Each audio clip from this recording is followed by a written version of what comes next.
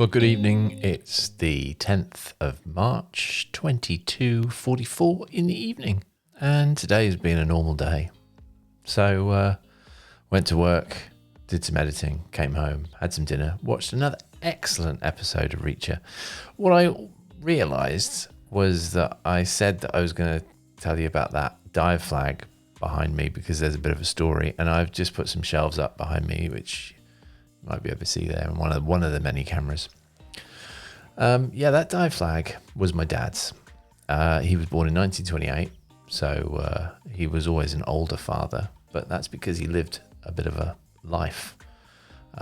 It was a dive flag because he had a ship, and for the early part of my life, I actually grew up on a ship that sailed around the world, which was a wonderful way of spending your childhood. But my dad's profession was a little bit unique in that he was a treasure hunter. Did he ever find any treasure? Like twice. Treasure hunting is very, very expensive, and in his quest to find treasure, he had many adventures, which he wrote a book, and I've got his memoirs, and it's absolutely fascinating. But treasure hunting is very, very expensive. So he had to find alternative ways of funding that. So he was a bit of a risk taker.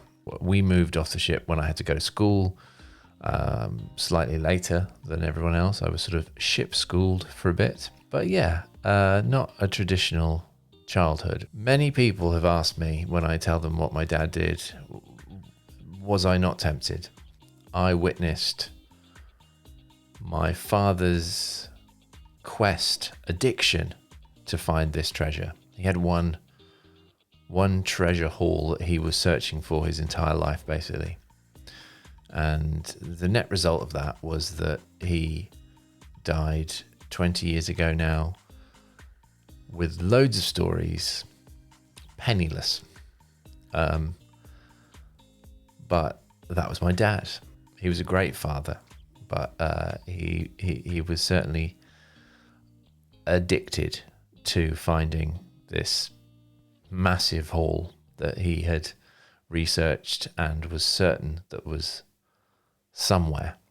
And the result of that through his life was that he sank one of the ships that he owned in the Bermuda Triangle. And he also, because he used to be in the RAF, he was a pilot as well as a ship's captain. And once he'd sunk the first ship, he thought the way to find the treasure was to do aerial surveys. So he bought a light aircraft and rigged it out with cameras. And when he was on a flight from Miami to Bimini, he lost all three engines. He and two other people were in the plane. He ditched it in the sea. He made a pretty good water landing, but this particular model of aircraft had been modified and had underneath it was a luggage pod, and as it skimmed across the water surface, this luggage pod opened up, and it made the plane nosedive into the reef. So the whole front of the aircraft split open, and the two people in the back shot out, and they were relatively unharmed. My dad unfortunately broke his back and was pinned underwater by a bolt through his foot. And the two people that were in the back but then got fired out of the airplane were luckily scuba divers, because he was hunting for treasure underwater, and they dove down and knocked his foot off the bolt and then got him to the surface. The net result of that, apart from having a hole in his foot and a broken back, he also had breathed in loads of aviation fuel which was leaking out of the plane and was on the surface of the water. So that sort of messed his lungs up. So he luckily there was a reef research team at a neighbouring reef. They saw the plane come down.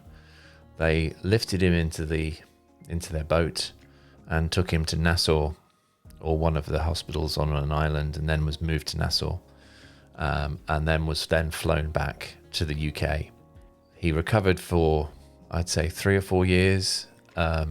While in a back brace, he wrote his memoirs and got back to reasonable health, apart from the lungs, and always being about an inch shorter as well. He compressed 3 vertebrae. That's the story of the flag. Would I choose that career path?